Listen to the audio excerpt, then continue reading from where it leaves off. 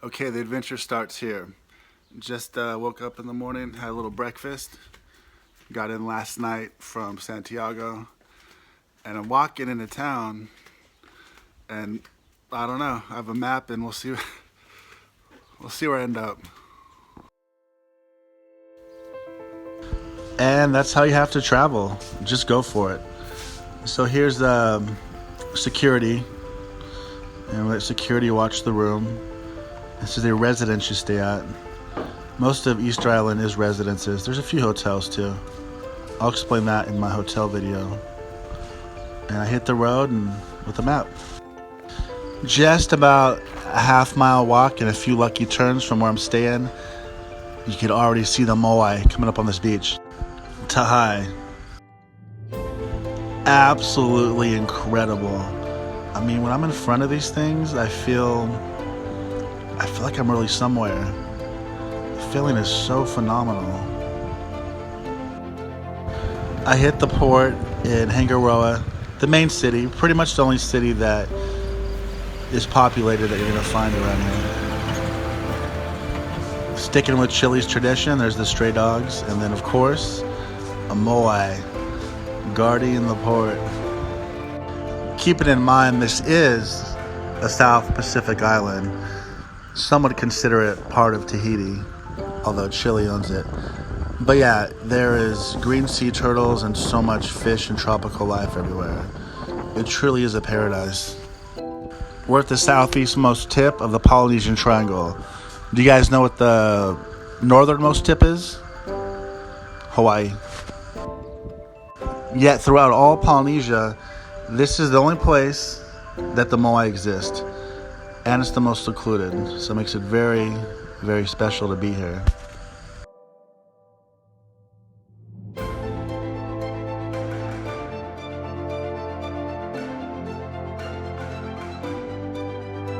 Having walked a few miles already, I knew it was time for plan B. So I ended up at this car rental place, and Patrick and the other guys who worked there were really cool. They gave me a discount, and they said for 3 days, 75,000 pesos, I could take this car, or I could take one of these quads. I went with their advice and went with the quad.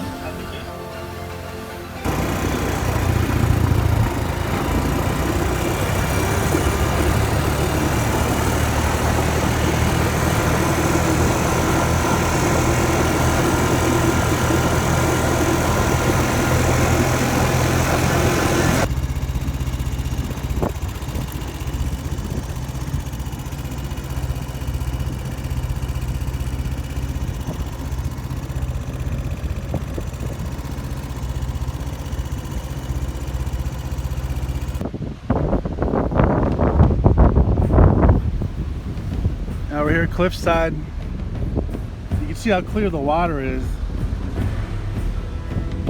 It's a really cloudy day, so you can imagine how blue and clear it must be on a sunny day. I can see out pretty far with my naked eye. But we have a Moai here. Remnants of one.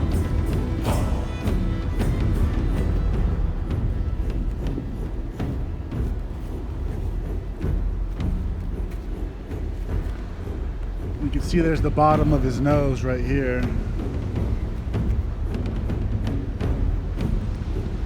And it's on the edge of this cliff right here.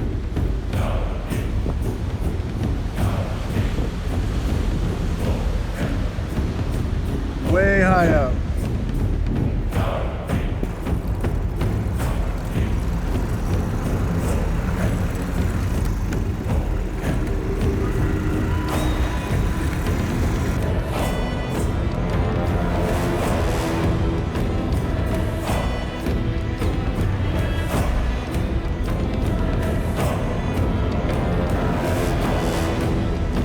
Just entered the national park. This is where you'll have to show your national park ticket that you bought from the airport, and then they stamp the back of it. So there's some more over here. I'm gonna go check it out. Standing next to an ancient ceremonial circle. Behind me And then towards the ocean, you can see there are 8 Moai that have been toppled over. The ocean's that way, and then it looks like they've been pushed over towards me right now with their headpieces tumbling, a couple right there. And then the rest of them tumbled even further, I'll show you. But it's sad to see, and their faces are buried in the sand. I'm just wondering why the archaeologists haven't, or if they plan on restoring them.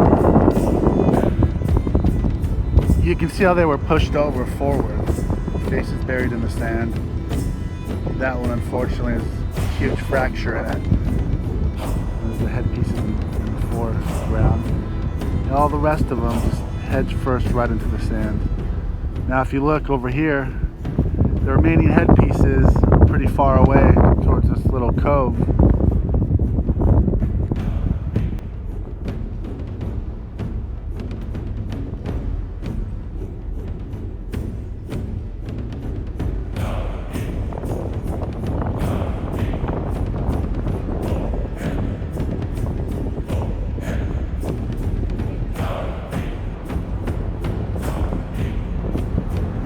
This site, Akahanya, you can see more Moai have been toppled.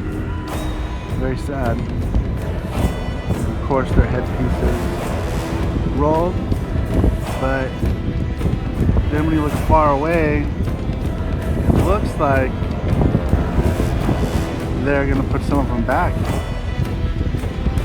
I really hope they do.